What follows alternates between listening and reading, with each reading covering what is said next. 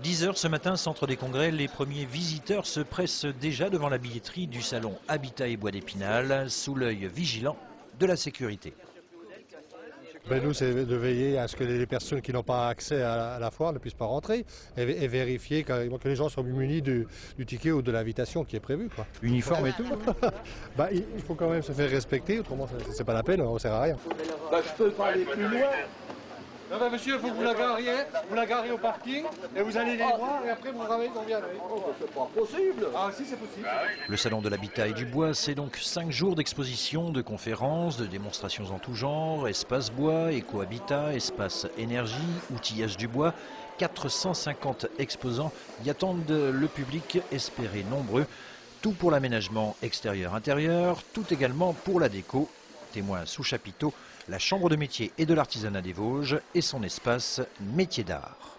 On a 23 artisans vosgiens et 7 artisans lorrains. Donc on peut voir, vous voyez, donc des potiers, des artisans des ébénistes, des couturières, la mode, enfin un peu toutes les professions sont représentées donc sous l'espace du chapiteau. Pour eux, c'est une opportunité de montrer leur savoir-faire et surtout de faire découvrir les métiers d'art qui sont encore qui ne sont pas toujours connus pour leur valeur et leur savoir-faire. Et parmi les artisans d'art, certains viennent pour la première fois sur le salon Habitat et Bois d'Épinal, l'exemple de ce tourneur sur bois meusien. Alors ça consiste à prendre des morceaux de bois que personne ne veut parce qu'ils sont un peu dans tous les sens, avec beaucoup de défauts. Et puis on est amené à créer des pièces, donc en objets tournés, donc comme celles que vous avez, qui sont derrière moi, qui sont un peu partout dans les vitrines et tout ça. Oui, alors là je suis en train de faire une prise de mandrin. Donc ce que je fais en ce moment, c'est comment ça s'appelle, le cul de l'assiette. Donc c'est la partie qui va reposer sur la table. Quel genre de bois, quelles essences? Alors les essences indigènes, donc notamment en essences indigènes, je vais avoir le frêne, le merisier, le noyer, donc tous les fruitiers.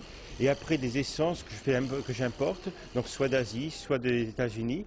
Donc par exemple, je vais avoir du cocobolo, de l'ébène, etc., etc. Enfin, il y a beaucoup de bois, quoi. Et au hasard des stands, autre artisan d'art, une potière, Catherine Daniel, Meurthe-et-Mosellane, absente ce jour, c'est son compagnon qui tient la boutique et nous livre quelques clés pour appréhender le travail de l'artiste.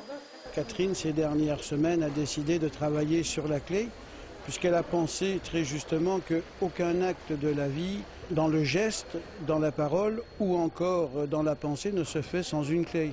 Ouvrir une porte, trouver la solution à un problème, il y a toujours une clé. Même un code digital, il faut une clé. Sans la combinaison, on n'ouvre pas le coffre. Le salon de l'habitat et du bois, 29e édition, se poursuit jusque lundi inclus. 58 000 visiteurs y sont attendus contre 56 000 l'an passé.